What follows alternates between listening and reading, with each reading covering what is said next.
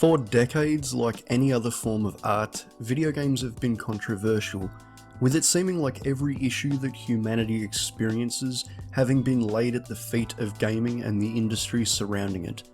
From governments worldwide and sanctimonious lawyers to parents groups, it seems like just about any group of people that don't understand or simply don't like video games have tried increasingly to destroy this form of media that we all love. Which is why today we're talking about 7 interesting controversial video games. Before we start the video, this list will not feature any Rockstar Games titles or Mortal Kombat games or anything like that, primarily because they have been covered so many times and because as the industry of gaming has evolved, the topics covered in those titles are not nearly as taboo as they once were. So with that out of the way, let's begin. I'm Mechabroski, and I'm glad you're here.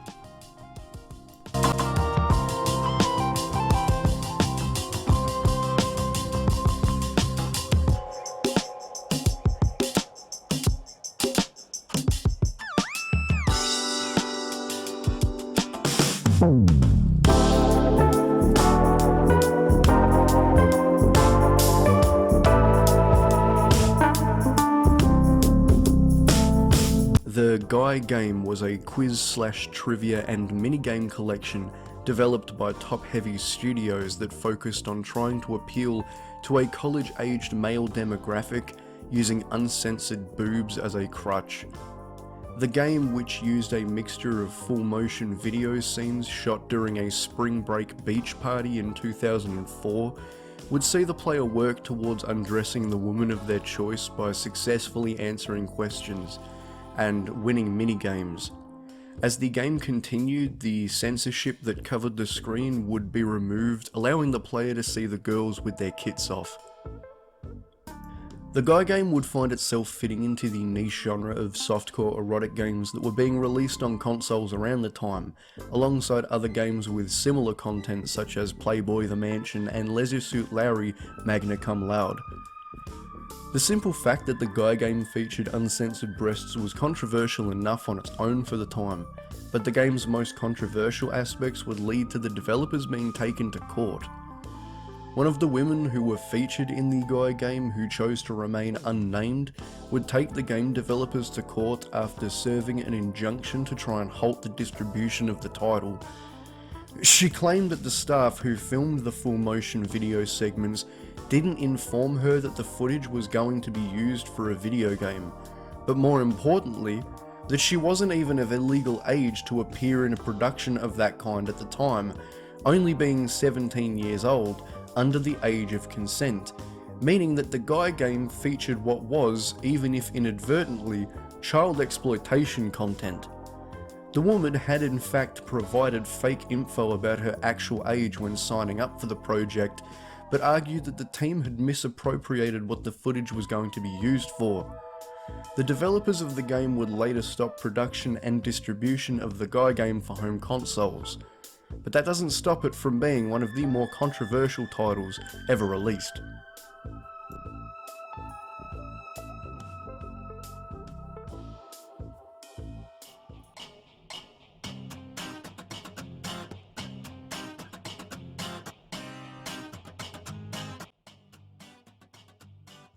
Medal of Honor was a 2010 reboot of the long-running and commercially successful first-person shooter franchise that sought to bring the series into the modern age in order to compete with the successful shooter genre boom of the time. The game was a success, but sparked controversy that almost got the game banned in certain parts of the world. The multiplayer mode of the game, which was one of the game's main components, sparked significant controversy because it allowed players to assume the role of the Taliban in online matches against US and Allied forces. The core of the controversies stemmed from the fact that the game depicted a real, ongoing conflict in Afghanistan, where soldiers were actively fighting and losing their lives to the Taliban. Many people, including military families, veterans, and politicians, such as then British Defence Secretary Liam Fox, found it deeply offensive and insensitive to allow players to virtually embody the very enemy responsible for their deaths of the loved ones and comrades. They felt it trivialized the sacrifices made and disrespected those serving in the armed forces. Electronic Arts, the game's publisher, initially defended the decision by stating it was simply part of creating a balanced multiplayer experience akin to playing as cops and robbers, where one side has to be the robber. They also emphasized the game's focus on authenticity and depicting the soldier experience. However, due to intense public backlash and criticism, including bans from being sold on US military installations, EA eventually relented. They changed the name of the opposing force in multiplayer from Taliban to Opposing Force or OP4. Though the character models and setting remained largely the same, this move aimed to reduce the direct association with the real-world conflict while still maintaining the gameplay mechanics.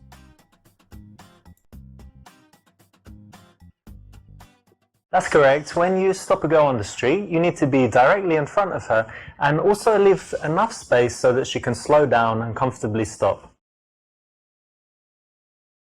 Super Seducer was a game developed by a studio called Red Dahlia Interactive, and was a full-motion video game where a pickup artist would act out scenarios in-game that were intended to teach the player techniques to pick up women. During the game, the player is instructed to choose their path, with the objective being to answer multiple questions correctly or fail. Between segments where the player is asked to select from multiple choice questions, the pickup artist would explain techniques and concepts in order to help the player understand the reasoning behind certain choices. The game became almost instantly controversial, as many video game journalists criticised the game for being sleazy, with one journalist even claiming that the game, in their opinion, contributed to rape culture. The game was originally crowdfunded on Kickstarter, but after offering players incentives for supporting the game financially that allegedly violated Kickstarter's terms and services, their campaign was revoked. The PlayStation 4 digital release was cancelled due to the game's backlash before the game could release, and Nintendo outright banned the entire series from their platforms, which is crazy when you remember that Nintendo has featured games similar to this one on their platforms in the past. The developer themselves would also find themselves in hot water after it was found that they had been unfairly abusing the DMCA system on YouTube to silence critics of their game. No matter how you look at it, Super Seducer is a game that couldn't escape bad situations. My name is Richard, by the way. Hey, nice to meet you. And your name? Alexa. It's good that you have a name. I was just waiting for it a while, but it's good that you have one. Thanks.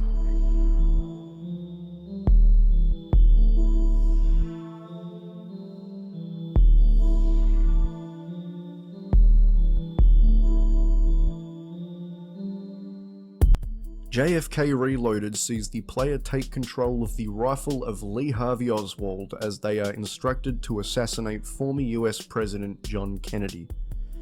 Just by hearing that, you may be thinking that I'm talking about a joke game or some flash game you can find on Newgrounds, but if you can believe it, JFK Reloaded is more like a simulation of the events that changed US politics. The objective of JFK Reloaded is for the player to actively attempt to recreate the assassination as accurately as possible to the real-life event, with the game featuring accurate representations of the presidential motorcade, John Kennedy himself, and the location that the killing shots were fired from. The game awards points to the player based on how accurate their attempts are to the recorded data from the assassination, including where the bullets end up and when the shots are fired. The game would allow the player to view their attempts through a replay system with multiple camera angles and slow motion effects, and also had a genuinely impressive ballistics system built in that gives the player a detailed rundown of their attempts. At one point in time, the developers of the game were also offering a cash prize to whichever player was able to achieve the score of 1000, which was the highest possible score players could attain. With such a concept, it's no surprise the game was poorly received, but the amount of backlash was massive. Mainstream media outlets would criticize the game for its depiction of the subject matter, but the most prominent critiques would come from members of the political landscape, with Ted Kennedy calling the game despicable and Joe Lieberman claiming he was sickened by it.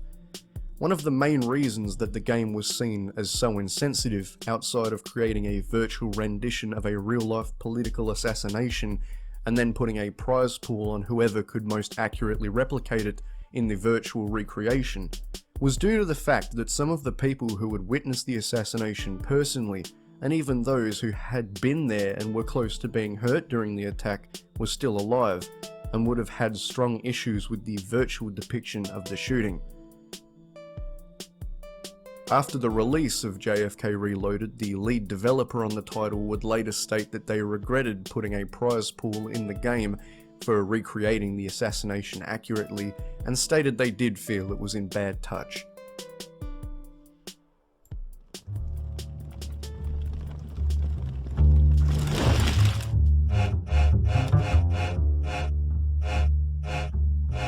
So this next title, or video game controversy, is quite well known, so I won't spend as much time talking about it as the other ones on this list. However, it's still an important facet of video game history and one of the first major video game controversies outside of the ones that everyone knows about. In the late 1990s, the development of the PlayStation fighting game Thrill Kill generated significant controversy due to its highly explicit content, ultimately leading to its cancellation prior to release. Thrill Kill distinguished itself through its graphic violence, featuring exaggerated gore and thrill kills, or finishing moves designed to surpass the shock value of contemporary titles like Mortal Kombat. However, the primary source of contention stemmed from its overt sexual and BDSM-themed content. Character designs and combat animations incorporated strong fetishistic elements, with some maneuvers visually suggestive of sexual acts. Consequentially, Thrill Kill received one of the inaugural adults-only ratings from the ESRB, effectively precluding its distribution through mainstream retail channels. Despite being a completed title, its intended publisher, Virgin Interactive, was acquired by Electronic Arts.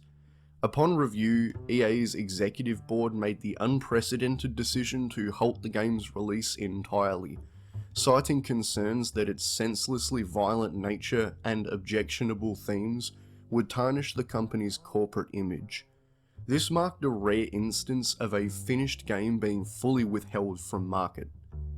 Although never officially released, Thrill Kill later became accessible through unauthorized leaks, solidifying its notoriety within the video game industry as a notable example of content exceeding industry comfort levels.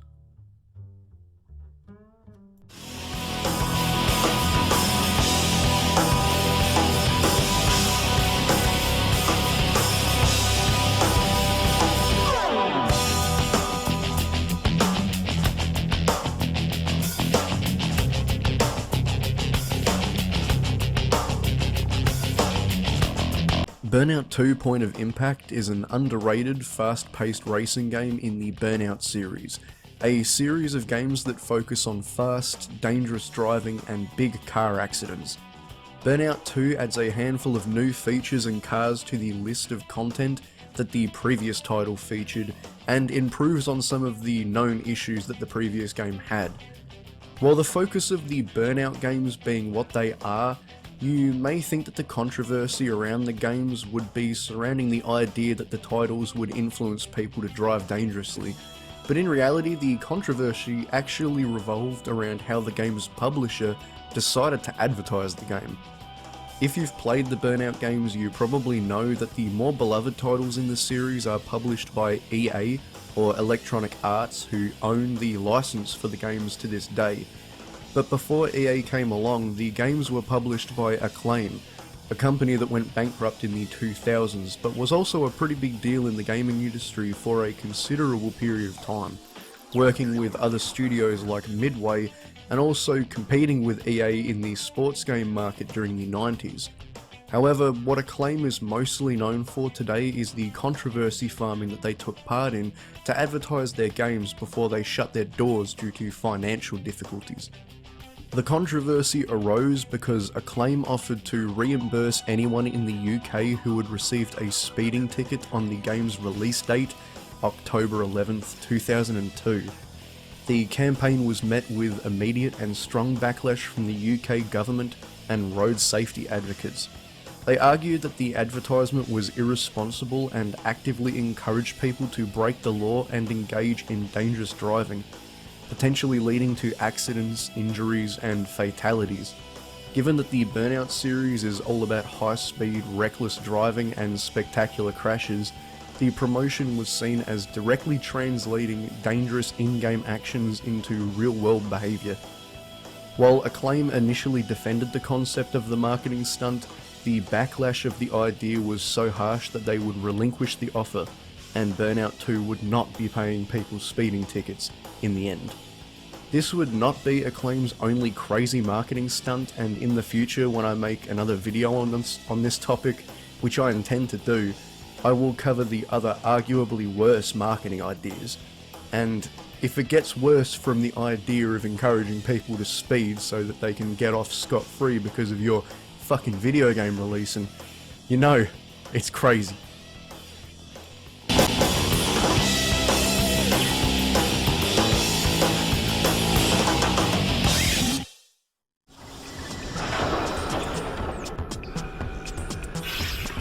It's a good day to die.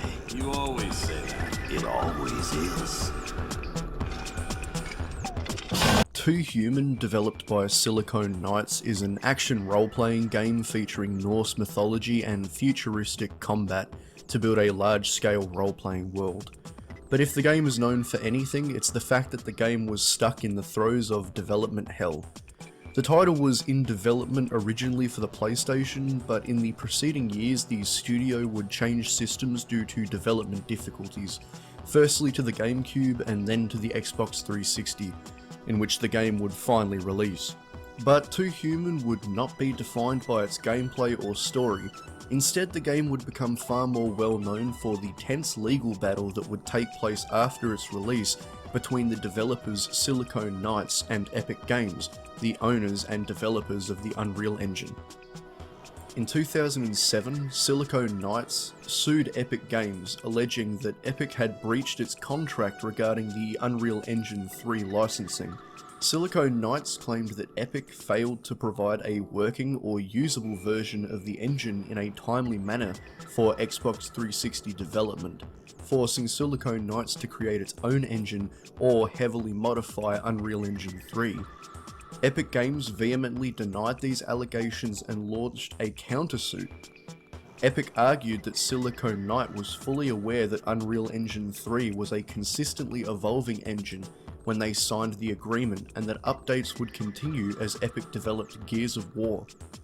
Epic accused Silicon Knights then of copyright infringement, misappropriation of trade secrets, and a breach of contract, claiming that Silicon Knights had improperly used Epic's Unreal Engine 3 code in their own engine and other projects without proper licensing or payment, and had even tried to hide Epic's copyright notices.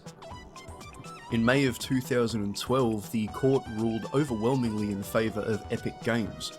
The jury found that Epic had not breached its contract with Silicon Knights. Instead, the court found that Silicon Knights had breached the agreement, violated Epic's copyrights, and misappropriated Epic's trade secrets. To add insult to injury, Silicon Knights was mandated to destroy all game code developed using Unreal Engine 3, as well as all information from licensee-restricted areas of Epic's Unreal Engine documentation website. This included recalling and destroying all unsold retail copies of games built with Unreal Engine 3 code, specifically Two Human and X-Men Destiny, as well as unreleased projects. They also had to permit Epic Games access to their servers to ensure compliance. Due to the long and tumultuous development of Two Human and the long-term legal issues from the misguided Epic lawsuit, This led to the closure and bankruptcy of Silicon Knights in the year 2014.